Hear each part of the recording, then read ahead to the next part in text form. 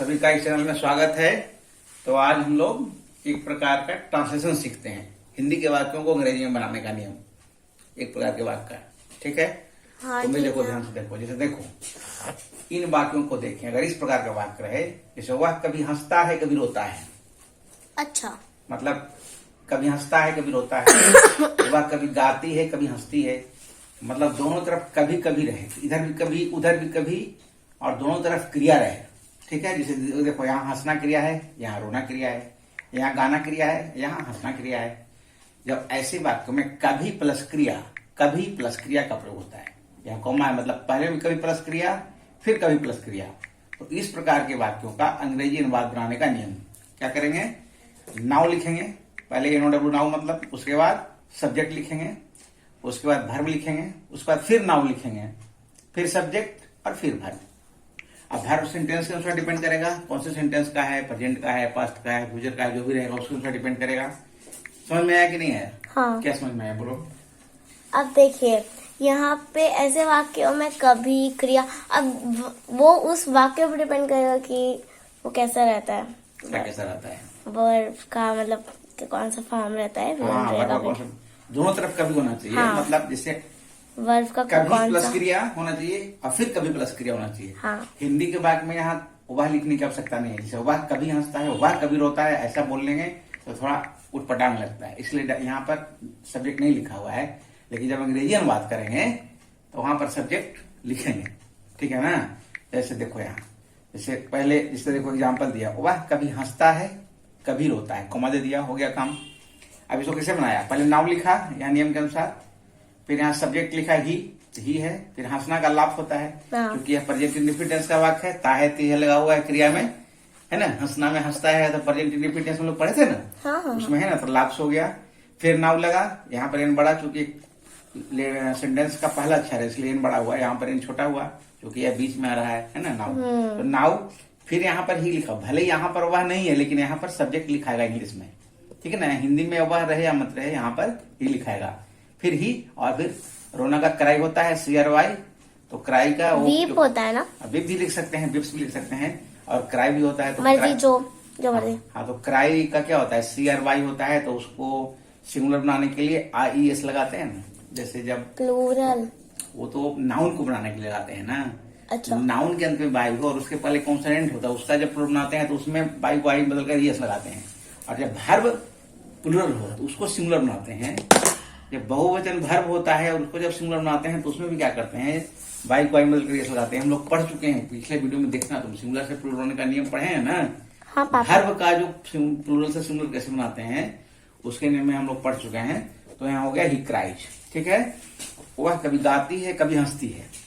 यहाँ भी देखो, नाउ, वह का सी यहाँ पर, चूंकि यहाँ पर स्त्रीलिंग लग रहा है, यहाँ पर बाकी नाव क्यों है, मतलब तुरंत तो नहीं लग रहा है। नाव का मतलब वही ना, नाव मतलब ऐसे अब होता है, लेकिन सेंटेंस इस प्रकार का वाक्य रहेगा तो उसमें नाव भी लगेगा। ठीक है? नाउ सी सिंग्स, फिर नाउ सी लाफ्स। यहाँ ध्यान ये रखना है कि यहाँ पर हिंदी में वह नहीं है लेकिन अंग्रेजी में यहाँ पर ही सी लगाएंगे जरूरत के अनुसार जो भी लगेगा। ठीक है? आगे बनाना है, 2 बना दिया, समझा दिया। समझने में कोई परेशानी नहीं। अब बनाओ इसका। वह कभी गाता है कभी नाचता है, क्या लिखूं? Now he sings, now he sings, he SINGS, comma दे देंगे यहाँ। ठीक है? फिर नाउ ही डांस, हालांकि इंग्लिश के वाक्य में डांस। कॉमा देने की जरूरत नहीं है, लेकिन इंग्लिश में कॉमा देने की जरूरत नहीं है, मुझे समझ में लगता है, क्योंकि सेंटेंस लगातार चल रहा है तो यहाँ पर कॉमा देने की जरूरत नहीं। हिंदी में कॉमा देंगे, अंग्रेजी में नहीं देंगे, क्योंकि यहाँ पर वह नहीं लिखे ना इसलिए कॉमा दिए हैं। यहाँ पर तो लगातार चल रहा है इसलिए कॉमा की जरूरत नहीं है। नाउ ही सिंग्स और नाउ ही क्या हो जाएगा? डांस, डांस होगा, डांसेस, डांसर हो जाएगा। हाँ, क्यों? क्योंकि यह यहाँ पर ही थर्ड पर्सन का सिंगुलर नंबर सब्जेक्ट है और प्रेजेंट इंडेफिनिट का वाक्य है, इसलिए डांस में ए में इस लग गया। हाँ। ठीक है? हाँ। वह कभी पढ़ता है कभी लिखता है, कभी लिखता है। तो नाउ शी, अच्छा पढ़ता है ना तो ही। हाँ, now he reads, now he reads, now he, एक कॉमा देंगे उतने ही इंग्लिश के वाक्य में। नाउ ही राइट्स, हाँ, नाउ ही राइट्स। ठीक है? यहाँ पर ध्यान रखना है, समझ में आया? वह कभी पढ़ता है कभी लिखता है। Now he reads, now he rights. हाँ। ठीक है, अब देखो, चलो कुछ और वाक्य देखते हैं, कुछ और वाक्य देखते हैं। चलो जैसे वह कभी बेचता है कभी खरीदता है। वह कभी बेचता है, ये क्या लिखा हुआ है ऐसे देखने लगा ना, बेचता है कभी खरीदता है। इसमें हिंदी के वाक्य में देखो वह नहीं लिखा हुआ है, लेकिन अंग्रेजी के वाक्य में यहाँ वह का बन जाएगा। ठीक है, ठीक है, चलो बनाओ इसको। Now NOW, now. He sells, sell means बेचना होता है, SELL। तो सेल्स यहाँ पर क्यों हुआ?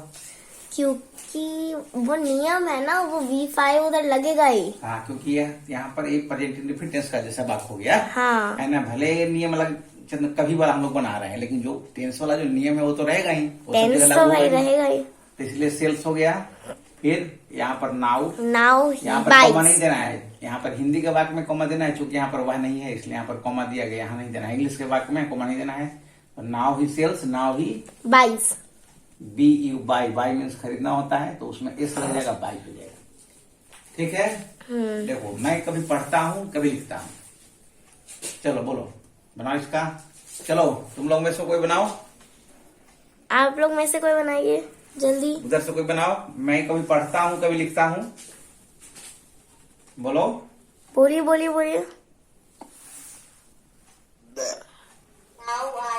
हाँ ठीक है, नाउ आई। हाँ ठीक है, नाउ आई रीड। फिर नाउ, फिर आई राइट। RIT। आवाज नहीं आ रही थी, कोई बात नहीं, नेटवर्क प्रॉब्लम। एक सेकेंड, रीड्स। रीड्स नहीं होगा ना, क्योंकि यहाँ पर आई है। ओ हाँ हाँ, I am so first sorry. Person हुआ ना, फर्स्ट पर्सन हाँ हुआ हाँ तो रीड्स हाँ नहीं हाँ होगा। हाँ हाँ। ये थर्ड पर्सन का सिमिलर नंबर था यहाँ पर ना सब्जेक्ट, तो इसलिए हाँ। उसके अनुसार यहाँ पर सेल्स लगा। ये तो फर्स्ट पर्सन है, आई के साथ तो रीड्स होगा नहीं। ये बात तो हम लोग टेंस में पढ़ चुके हैं, वो जो टेंस में पढ़ चुके हैं, वॉइस में पढ़ चुके हैं, वो सब नियम हटने वाला नहीं है। वो चाहे किसी प्रकार का वाक्य हो, सब जगह अप्लाई होगा, सब जगह लागू रहेगा। हाँ चाहे हम किसी तरह के नियम सीखते रहे, वो कभी वो हटने वाला नहीं है। ठीक ना? हाँ। हाँ, तो now I read, now I right. ठीक है, WRIT। ठीक है।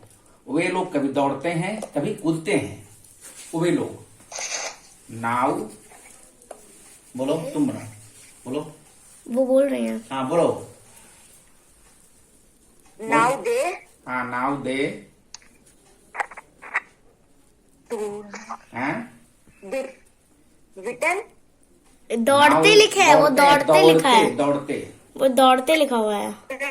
हाँ, नाउ दे रन। run ठीक है, फिर now, now they now jump good, now they jump. Very good. Now they jump. ठीक है, वेरी गुड भाई। Now they run, now they jump. Jump. यहाँ कॉमा नहीं पड़ेगा, ध्यान रखना है।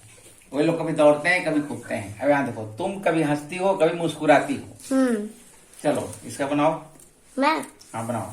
यू, मतलब नाउ यू, हम्म, उसके बाद हंसना का लाफ्स, लाफ। हाँ नाउ यू लाफ, हाँ नाउ यू स्माइल, हाँ, now you laugh. Now you smile. Smile का स्पेलिंग SMILE। यहाँ लाफ हुआ, लाफ्स नहीं हुआ, क्यों? क्योंकि वहाँ पे सेकंड पर्सन है ना, इसलिए। हाँ, ये और प्रेजेंट ये- इंडेफिनिट हाँ, लग रहा present है। और उसमें नियम है कि जब थर्ड पर्सन का सिंगुलर नंबर का सब्जेक्ट रहता है तभी क्रिया में एस लगती है, नहीं तो नहीं लगती है। हाँ तो सेकंड पर्सन हुआ, इसलिए यह मुख्य क्रिया लाफ का लाफ ही रह गया।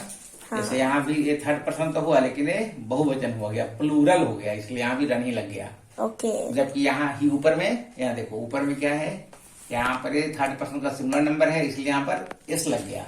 यहाँ भी ही थर्ड पर्सन का सिंगुलर नंबर है, इसलिए यहाँ पर एस लगा। वो प्रेजेंट इंडिफिनिट के हम लोग पढ़ चुके हैं टेंस चैप्टर में, उसमें देखेंगे। तो अगर भूल गए हो तो देख लेना सब। तुम कभी हंसती हो तो कभी मुस्कुराती, हो गया। अब चलो, राम कभी आता है कभी जाता है। उधर से कोई बनाएगा? यहाँ वहां से कोई बनाएगा? राम कभी आता है कभी जाता है। कोई बनाएगा? come now Ram हाँ ठीक है, नाउ राम। ठीक है, come come कम की कम्स। कम्स बोल रहा है। हाँ ठीक है, कम्स। फिर नाउ। now हाँ goat, नाउ राम राम होगा बीच में। गोज, यहाँ तो होगा ना। अंग्रेजी में तो क्रिया हो सब बनेगी पूरी, सब्जेक्ट रहेगा। यहाँ नियम भी मैंने पहले लिखाया ना, नियम में क्या लिखाया है कि दिखाया है पहले कि noun plus subject plus verb plus noun plus subject plus verb, मतलब दोनों तरफ सब्जेक्ट आएगा। हाँ। यहाँ भी सब्जेक्ट आएगा, फिर यहाँ भी सब्जेक्ट आएगा। वो नियम में लिखाया ना, now Ram comes, now Ram goes. चलो ये तुम बनाओ। सूर्य कभी उगता है हाँ। और कभी डूबता है, बोलो। नाउ सन, ध्यान से। हाँ, नाउ सन, सन के पहले क्या होता है? द, द का प्रयोग होता है। नाउ द सन हाँ, rises, now the sun rises, RISES, ठीक है। नाउ द सन हाँ, सेट्स, SUN सन, और Sets. सेट मीन डूबना होता है, तो सेट्स हो गया, हम्म। Full stop. Now the sun rises, now the sun sets. Sets, now Ram comes, now Ram goes. तो आज एक नियम सीख लिए हम लोग, तो उम्मीद है आप लोग समझ हाँ। जाओगे। तुम तो समझ गए ना? मैं तो ये एकदम लोग भी समझ समझ गई। गए होंगे। आप लोग समझ गए? सब लोग समझ गए? आप लोग समझ गए? हाँ हाँ ठीक है, सब लोग समझ गए। हाँ, तो सब इस लोग वीडियो में समझ इतना ही रखते हैं और अब कुछ सीखेंगे, फिर अगले दिन दूसरा नियम के साथ सीखते हैं। तब तक के लिए शुभ रात्रि। Thank you so much. Okay, thanks for watching.